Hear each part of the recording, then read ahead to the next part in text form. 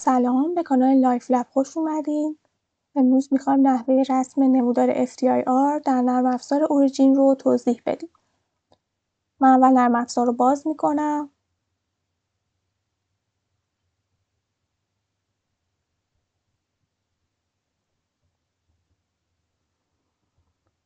یه ورکشیت داریم اینجا که میتونیم دیتامون رو وارد کنیم. من فایل دیتام رو هم باز میکنم.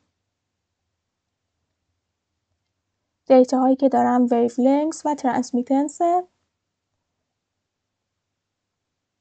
من برای 3 تا نمونه دیتا دارم، ولی اول میخوام نشون بدم چجوری برای یک نمونه نمودار رو رسم کنیم و بعد چجوری برای 2 تا نمونه یا بیش از یک نمونه نمودار رو رسم کنیم و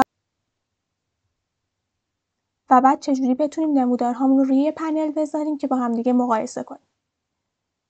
من 2 ردیف اول رو کپی میکنم.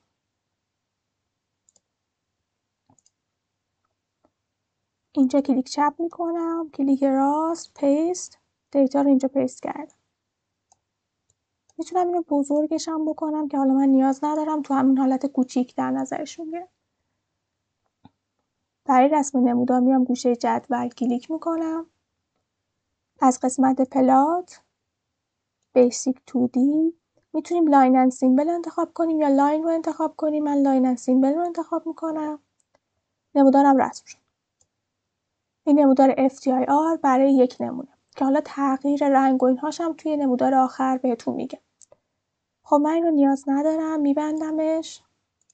میخوام دیتای دوم رو بهش اضافه کنم. یه کلیک میکنم، اینسرت، یه دونه اینجا باز میشه. میام جدول دوم، سری دوم دیتا ها رو بهش اضافه میکنم، پیست میکنم. الان 2 سری دیتا دارم. گوشه جدول کلیک میکنم، میام از قسمت پلات، مالتیپل پنل، اینجا قسمتی رو انتخاب میکنم که 2Y رو داره، 2Y. برای من نمودار رو میده. این میگه که من چون سری کشتم ممکنه یه سری از اطلاعات نباشه، این اوکی میکنیم. اگر بخواین چیزی رو اینجا تغییر بدین که اطلاعاتی که نباشه رو میتونیم برین قسمت فرمت، لیر و تغییرات رو ایجاد کنیم توی دیسپلی انوستید. چون من چیز بیشتری نمیخوام، حالا دیگه این رو میبندم. اینم حالتی که 2 تا دیتا داریم، 2 تا نمونه داریم و نمودارام با هم دیگه همپوشانی داره. میتونیم اینجوری هم نمودار رو رسم کنیم. باز من اینو میبندم. میخوام دیتای نمونه سوم رو بهش اضافه کنم. دوباره کلیک میکنم، اینسرت رو میزنم و دیتای نمونه سوم رو میام اینور پیست میکنم. حالا برای رسم نمودار میتونم بیام گوشه جدول کلیک کنم، برم رو قسمت پلات، میتونم از مالتیپل پنل اونی که 3 تا ایگرگ داره رو انتخاب کنم. ولی این به من همپوشانی میده. من نمیخوام همپوشانی داشته باشن. میخوام به صورت مجزا باشن تا بتونم با هم دیگه مقایسهشون کنم. میام چیکار میکنم؟ میرم رو قسمت بیسیک 2D استک لاینز بای ایگرگ آفست رو میزنم. وقتی میگه ایگرگ آفست یعنی یک عدد مشخص اومده به ایگرگ ها اضافه کرده که اینا ببینید اینجوری با هم دیگه فاصله پیدا میکنن، میتونیم با هم دیگه مقایسهشون کنیم. روی این نمودار کلیک میکنم. الان چیزی که به من میده اینه. من اینو میخواستم. میخوام خیلی راحت بتونم پیکا رو با هم دیگه مقایسه کنم. حالا تغییراتی رو میتونم تو این ایجاد کنم. میتونم بیام از پنل قسمت راست 2 تا محور دیگه برای این ایجاد کنم که یک حالت مربع بسته‌ای داشته باشه نمودار. این عددا رو نمیخوام، پس روش کلیک میکنم، دیلیت رو از روی کیبورد میزنم و پاکش میکنم. عددها رو هم نمیخوام، باش همین کارو میکنم. اجازه بدین من این ذره بزرگتر کنم. میتونیم خیلی بزرگم بکنیم، اینم دوباره بزرگ میشه. ولی خب اینو نیاز ندارم من الان. حالا میخوام این خطایی که برای شاخص داده رو تغییر بدم، میخوام اینا رو حذف کنم. میام روی این کلیک میکنم، روی محور بالایی قسمت لاین انتیکس. اینجا نشون داده هر کدومشون این لاین پایینه، لاین بالاست، چپ و راست. برای اینکه تغییر بدم و این شاخص ها رو از بین ببرم میام قسمت استایل، نان رو میزنم و اپلای میکنم. رفت. برای سمت راستم همین کارو میکنم و اپلای میکنم. حالا قبل از اینکه من بخوام بیام تغییرات ظاهری نمودار رو بهتون بگم، ممکنه که یه جا شما بخواید یه طول موجی رو با خط مشخص کنین که بتونین با هم دیگه مقایسه کنین. حالا این شاید بشه 1700 و خورده ای. من یه چیزی حدود 1700 رو میخوام انتخاب کنم. برای این کار میام از قسمت Insert Straight Line Open Dialog و اینجا وارد میکنم که کدوم قسمت روی کدوم ولیو میخوام که خط کشیده بشه. من 1700 رو وارد میکنم و اپلای رو میزنم. یک خطی روی 1700 برای من کشیده شد. خب این از 1700 پیکمون بیشتر بوده. ولی اینجوری شما میتونید پیکاتون رو کامل مشخص کنید. اگرم اینو نخوام میام روش کلیک میکنم و با دیلیت کیبورد اینو دیلیت میکنم. میتونم دیلیتش کنم. حالا مثلا من بیام روی 1750 بذارم.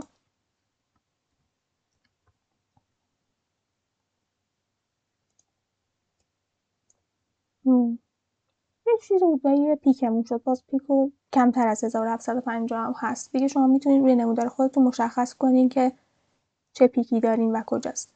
حالا برای اینکه بیام تغییر بدم فرمت نمودارهام رو، مثلا میخوام که فونت اینا رو تغییر بدم. روش کلیک میکنم، میرم از قسمت فونتی که دوست دارم رو انتخاب میکنم، اینا تغییر میکنن.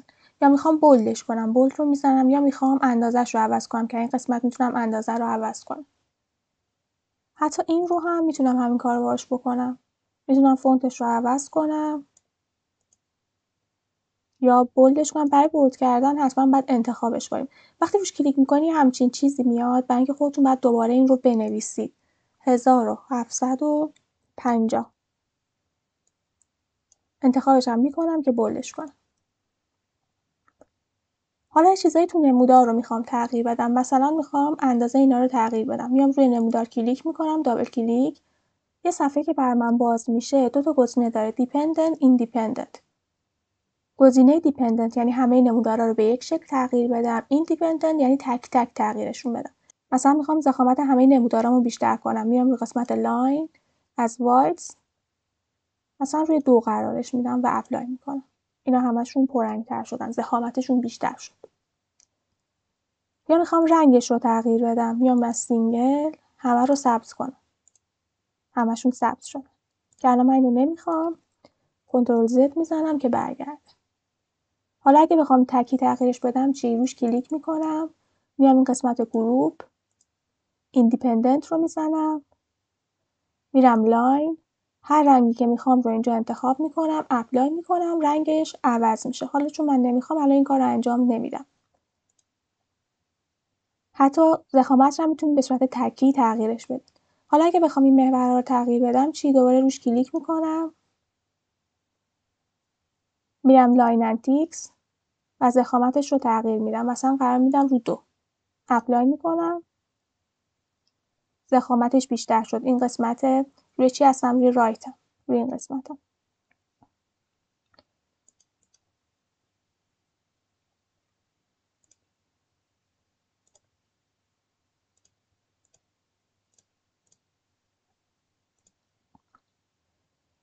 حالا برای اینکه اینجا بنویسم ترانسمیتنس روش کلیک میکنم. این رو انتخاب میکنم.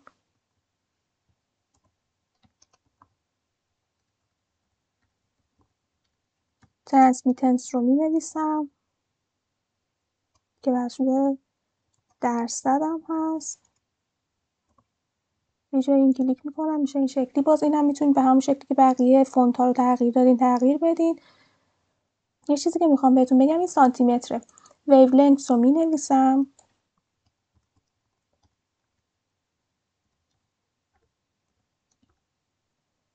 سانتی متر. حالا به خاطر اینکه اون منهای یکش رو بزنم میتونم از اینجا استفاده کنم. خودش این آیکون رو داره. منهای 1 و بعدم تغییراتی که میتونم روی فونتش و شکلش بدم. از اینجا که مشخص میکنم هر نمودارم برای کدوم نمونه است. باز اینم روش کلیک کنم اون A رو نمیاره. من خودم باید بنویسم مثلا نمونه A، نمونه B و نمونه C. قبل از خروجی گرفتن هم میتونم اندازه این عکسم رو عوض کنم. روش دابل کلیک چپ میکنم. اینجا یه صفحه بر من باز میشه که میگه میتونم بر اساس میلیمتر تغییر بدم واحد رو، بر اساس سانتی متر، اینچ یا هر چیزی که نیاز دارم اندازه رو مشخص کنم و به نسبت اون دوباره فونت رو اندازه نوشته هام رو تغییر بدم. برای اکسپورت میام روی قسمت فایل، اکسپورت گراف، اوپن دایلوگ رو میزنم. اینجا مشخص میکنم کجا باید سیو بشه، چه DPI داشته باشه و چه مشخصاتی داشته باشه. اوکی رو که بزنم تو همون فایل سیو میشه. حالا من نمیخوام اینو سیو کنم. یه چیز دیگه ای که میتونین تغییر بدین اندازه این محوره. باز روی این محور برای تغییر اندازه کلیک میکنم. اینجا مشخص کرده که از چند تا چند رو من نشون بدم. این دیتا رو میتونین تغییر بدین. مثلا میتونین بذارین از 0 تا 5000 نشون بده. بعد این نمودارتون هم تغییر میکنه شکلش دیگه. به همین راحتی شما نمودار FTIR رو رسم کردین و میتونین توی کارتون ازش استفاده کنین. اگر این ویدیو براتون مفید بود لایک یادتون نره و کانال رو سابسکرایب کنین تا ویدیوهای بعدی ما رو ببینید.